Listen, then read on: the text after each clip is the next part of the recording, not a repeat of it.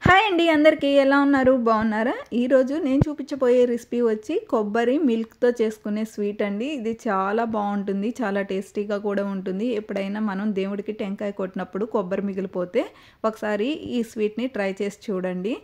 First అయితే కొబ్బరిని ఇలా చిన్న చిన్న ముక్కలుగా కట్ చేసుకొని ఒక మిక్సీ జార్లో వేసుకొని మిక్సీ పట్టుకోవాలి.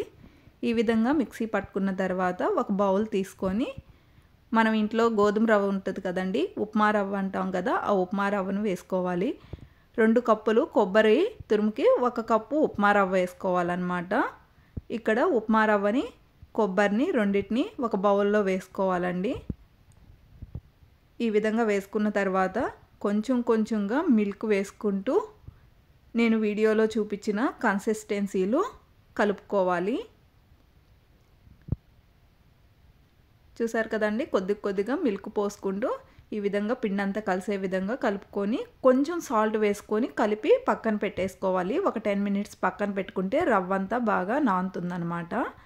ఇప్పుడు దోశ ప్యాన్ మీద ఇట్లా దోశలా వేసుకోవాలండి. నేను వీడియోలో చూపించిన విధంగా దోశలా వేసుకోవాలి. కొంచెం మందంగానే వేసుకోవాలి, ఎందుకంటే రవ్వ కొబ్బరి కాబట్టి పల్చగా రాదనమాట.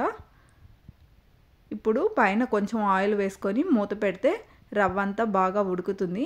ఈ విధంగా 2 వైపులా ఫ్రై చేసుకోవాలండి. ఇలా ఫ్రై చేసుకున్న తర్వాత ఒక ప్లేట్లో తీసేసుకోవాలి. ఇలా మిగతా పిండిని కూడా వేసేసుకోవాలి. చూసారు కదండి, ఈ విధంగా ఫ్రై చేసుకొని ఒక ప్లేట్లోకి తీసేసుకోవాలి. ఇప్పుడు ఇలా దోశల్లా వేసుకున్న వీటిని కాసేపు పక్కన పెట్టి చల్లార్చుకోవాలన్నమాట. ఇవి చల్లగా అయిన తర్వాత ఈ విధంగా చిన్న చిన్న ముక్కలుగా చేసుకొని మిక్సీ జార్లో వేసేసుకొని మిక్సీ పట్టేసుకోవాలండి. చూసారు కదా, నేను వీడియోలో చూపించిన విధంగా మిక్సీలో వేసేసుకొని అలాగే 2 ఎలాచీ కూడా వేసానండి, స్వీట్ కాబట్టి. ఈ విధంగా మిక్సీ పట్టేసుకొని పక్కన పెట్టేసుకోవాలి. ఇప్పుడు స్టవ్ ఆన్ చేసుకొని ఒక గిన్నె పెట్టుకొని గిన్నెలో కొంచెం నెయ్యి కానీ బటర్ కానీ వేసుకొని జీడిపప్పుని కిస్మిస్ని ఇలా ఫ్రై చేసుకోవాలండి.